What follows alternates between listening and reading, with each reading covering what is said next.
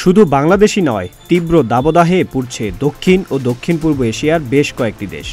কিন্তু এর ঠিক উল্টো চিত্রই এখন বিরাজ করছে মধ্যপ্রাচ্যে।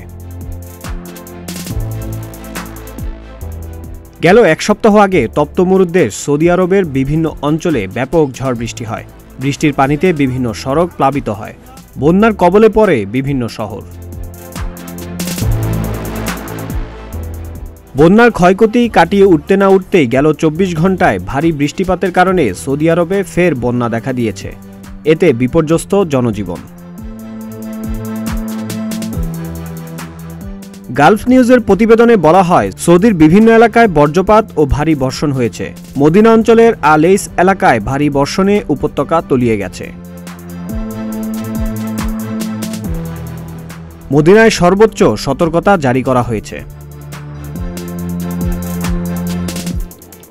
বৃষ্টিতে সৃষ্ট বন্যায় শহরের অনেক স্থানের রাস্তাঘাট পানিতে তলিয়ে গেছে। এতে বিপাকে পড়েছেন শহরবাসী।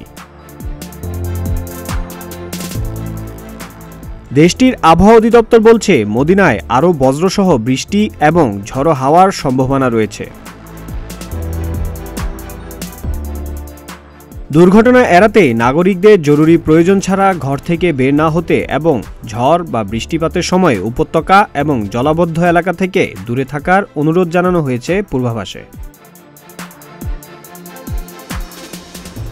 শুধু সৌদি আরবেই নয়, গেল কয়েকদিন আগে ৭৫ বছরের ইতিহাসে সর্বোচ্চ বৃষ্টিপাতের সাক্ষী হয় আরব আমিরাত। বৃষ্টির পানিতে তলিয়ে যায় দুবাইয়ের রাস্তাঘাট, বিমানবন্দর সহ মেট্রো স্টেশন। আকস্মিক বন্যায় প্রাণ হারান বেশ কয়েকজন। ভারী বৃষ্টি, বন্যাসহ সাম্প্রতিক এমন প্রাকৃতিক দুর্যোগের জন্য কৃত্রিম বৃষ্টি নামানোর প্রক্রিয়াকে দায়ী করেছেন অনেকে। যদিও আবহাওয়ার এই বৈরী রূপের জন্য ক্লাউড সিডিং প্রক্রিয়া দায়ী নয় বলে জানিয়েছে দেশটির সরকার। এমনকি ঘন কুয়াশায় আচ্ছন্ন হয় সংযুক্ত আরব আমিরাতের বেশ কয়েকটি শহর। আবুধাবি ও ওমান সীমান্তবর্তী শহর আল আইনে জারি করা হয় ইয়েলো অ্যালার্ট। দৃষ্টিসীমা ২০০০ মিটারের নিচে নেমে আসায় গাড়ি চালানো ছাড়াও বাইরের কার্যক্রমের সময় বাড়তি সতর্কতা অবলম্বনের পরামর্শ দেন আবহাওয়াবিদরা।